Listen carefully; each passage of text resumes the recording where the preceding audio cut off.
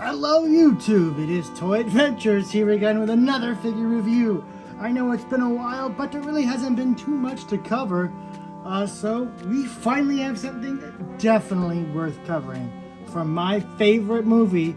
Guys, it's time to take a look at the Jurassic World Legacy Collection Isla Sorna Expedition Pack. So, what we get in this pack is pretty neat. We get what is called the Unimog. It's basically just a truck. It's just a name for the front half of a truck, you know, without the trailer or anything. So this is the Unimog that InGen used on the Isla Sorna trip, of course, in the Lost World. You also get Dinosaurs, one of the Tiger Raptors, and 3 Compies, which is always cool to get some Compies in. Wish they would have been a little more detailed, or at least a new mold, but they're all the same mold from what it looks like.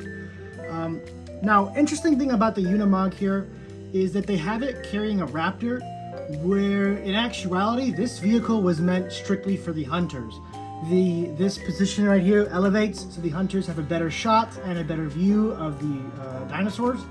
But it kind of seems like Mattel's kind of leaning into the fact that this is a capture vehicle and that this cage on the back is for dinosaurs. It's too small, there's no top to it, there's no restraint gear. This is obviously meant for people, but we'll get more into that once we get into the actual review of the vehicle.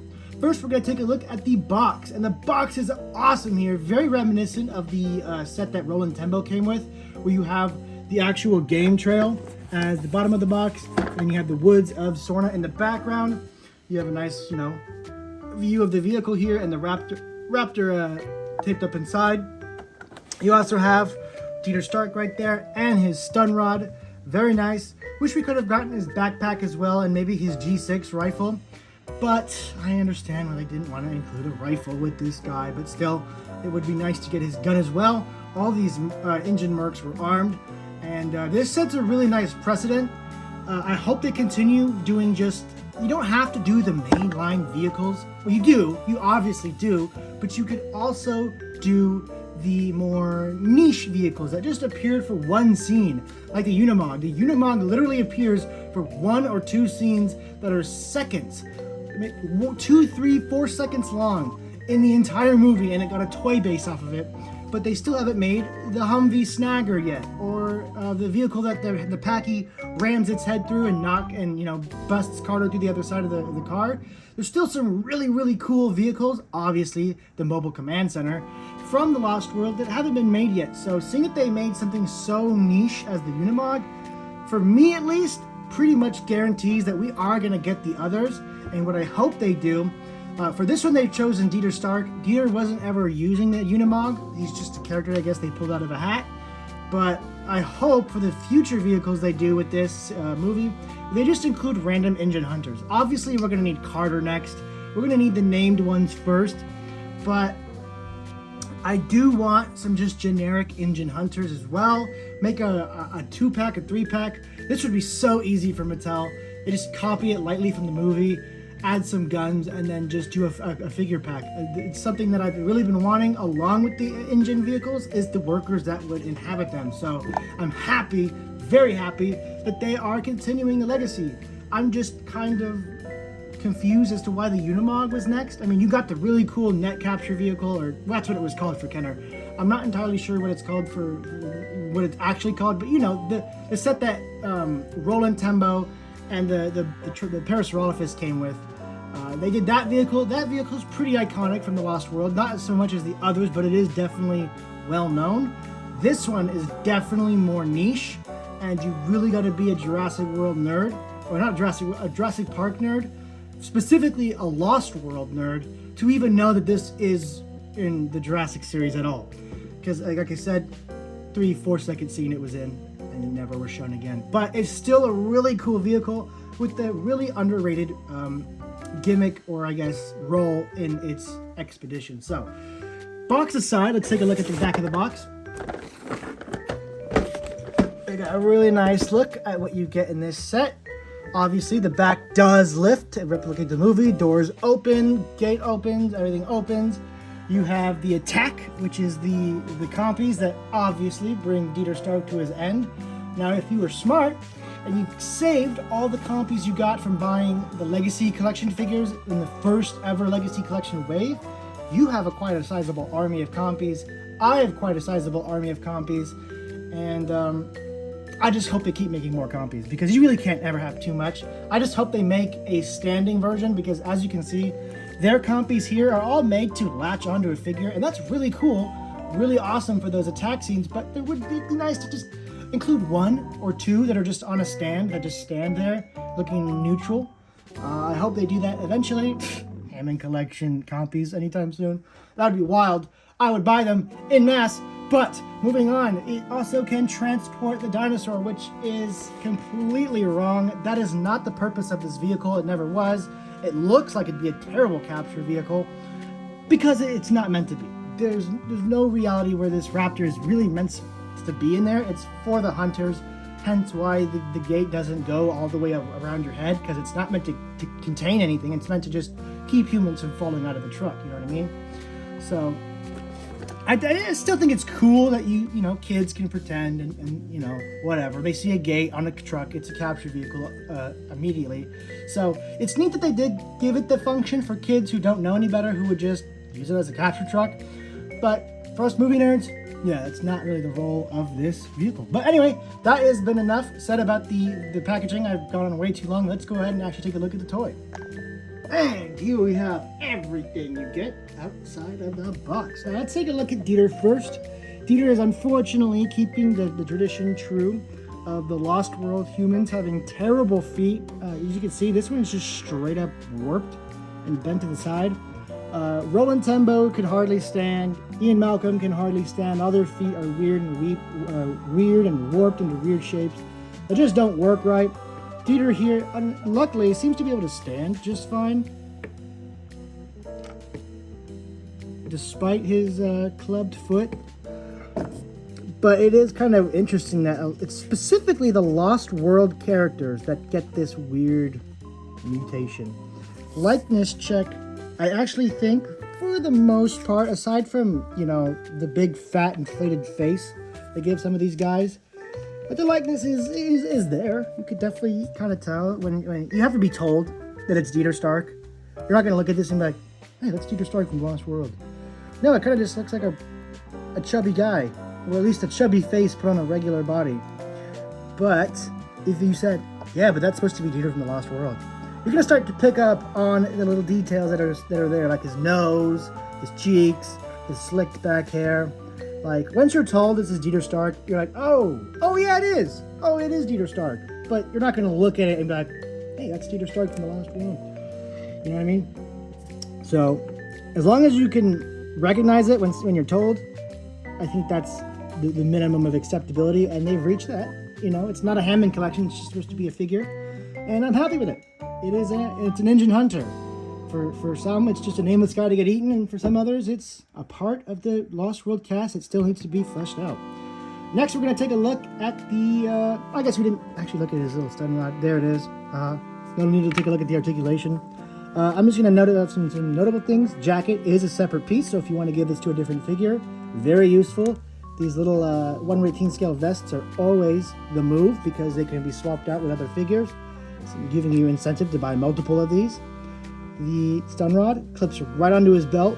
Very cool. And even cooler is that the belt actually can unclip from his body and be a separate piece. So again, if you want to use this on a different character, make your own engine hunter that has a stun rod equipped with the vest, it's perfect. I really like this new direction they're taking with the figures, where they actually have removable accessories. We first saw it, I think, with the Owen that has like the battle vest that came with the ATV. And then, of course, we saw it with the Jurassic Park workers and their vests and knee pads and all kinds of removable stuff. I'm really happy that they're actually improving the mainline figures, giving them more purpose than just being not Hammond collections. You know, they're like what is it? Well, it's definitely not Hammond collection. And that's kind of how these have been feeling lately, but they really, I think, this guy definitely a standout among the MATTEL standard humans. Very cool, with accessories that could be swapped for someone else. So Dieter gets a big high five in my book, and he passes. Now let's take a look at the Raptor. The Raptor is definitely a Raptor. It's just all orange with some darker orange stripes. So nothing too crazy. Definitely just here to fill out the set. So like I said in other reviews, My kind of theory behind this is Mattel is treating each and every set like it's the first one you might ever buy. So if you're a kid and you're just getting into the Jurassic Park series, or maybe you've saved up and you got this set, you're not left without a dinosaur, in case you don't have any at home. So, like with the Mercedes set, obviously we need 2 Mercedes, but we don't need 2 Rexes. They don't care about that. They want it to be inviting for newbies. So if you've never bought a Jurassic Park set, you're just a kid in Target, you see this cool set, this cool military-looking vehicle, and a dinosaur. You got a dinosaur, okay? This is meant to be played with dinosaurs in mind, so they give you a dinosaur to start off your collection. Kind of weird that they chose a Velociraptor, considering that's not the dinosaur they use in the scene. I maybe would have picked a Galley or a Packy, something that was in the game trail scene. But a Raptor is definitely more action-based and more cool, so I can see why they did it. And at least it's the movie accurate, or at least attempt to be movie accurate, Tiger Stripe Raptor. So add that to the other Tiger Stripe Raptors Mattel has made, and you got your pack slowly growing. So I can't complain about the Raptor. It is cool, and I'm not going to complain about anything Lost World, really. Compies, same thing we've always been getting. Yeah. Oh, let's take a look at the Unimog. I don't want this review to be too long. So, as I said originally, this is not meant for dinosaurs at all. Because you put a Raptor in there, guess what? The Raptor just jumps out. What are Raptors known for doing? Could it be jumping? Yeah, so this is clearly meant for just hunters just sitting there. They're like, all right, raise me up. All right, I got a good view of the herd. Raise the camera up. I got a good view of the herd. And then they can bark out commands. They have a good view of all the engine trucks moving into formation. This is the true purpose of this, and when you put it like this, it makes a lot more sense. I always love having all these armored bars on the window. It's just very Jurassic Worldy, and it makes sense if you go into a dinosaur island. Do not let your glass be vulnerable. Doors open, of course. Got plenty of room in there. You could fit easily a Marauders figure in there because, I mean, the Mattel guys, they just slink right in there with tons of room to spare. So, there goes the stun rod. Yeah, that's another really cool thing about this, is it can be used for pretty much any 1/118 scale figure. Marauders, Joy Toy, Mattel obviously, I don't know, Bravo Team for the old heads, Elite Force for you older heads. Yeah, it'll all work just fine. And there's no real button to lower it. You just lower it and raise it with your hand, and it'll slot into spot. But with just a little bit of effort, it goes right back down. It's not gonna fall. Well, I guess it did fall, but you got to be really rough with it. Yeah, so just regularly driving outside, it's gonna last for a while.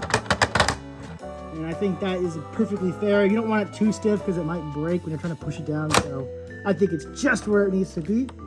This part lowers down to let characters, not dinosaurs, characters. I mean, let me prove my point one more time.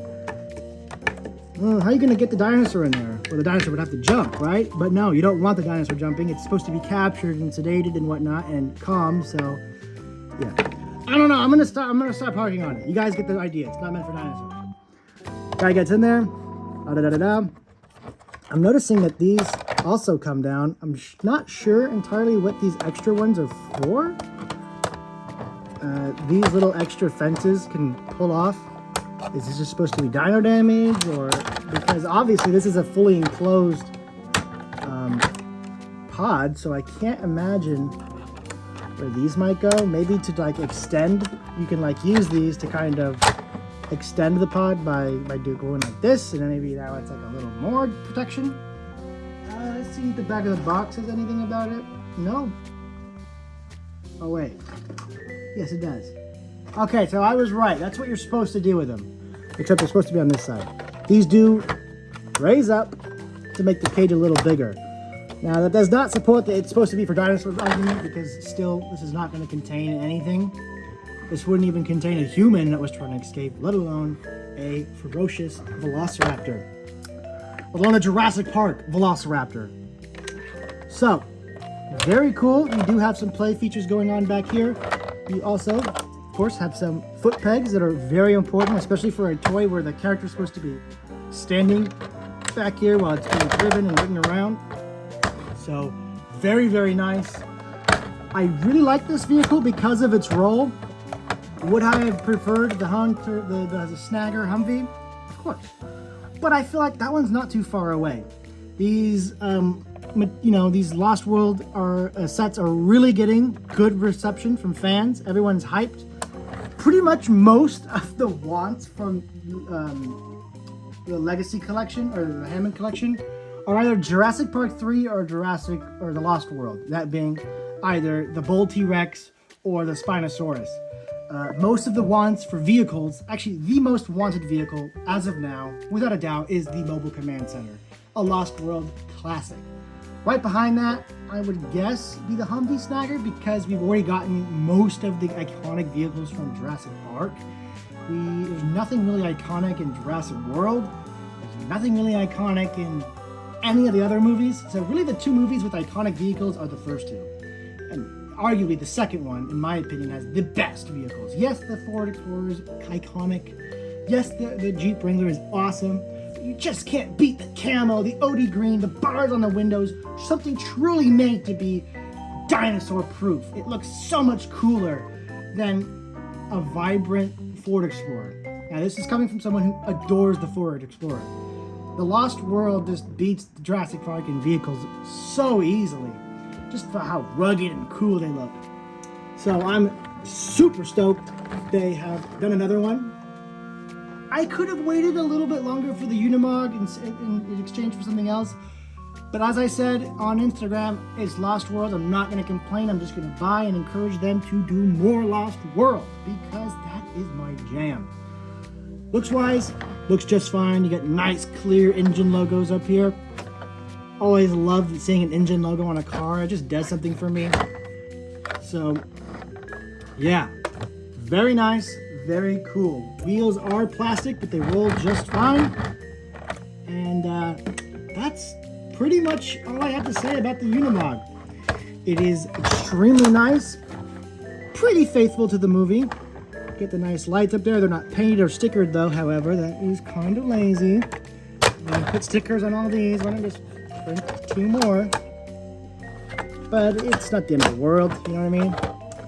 So, yeah, that's really all I had to say about the Isla Sorna Expedition Pack, or whatever they're calling this one.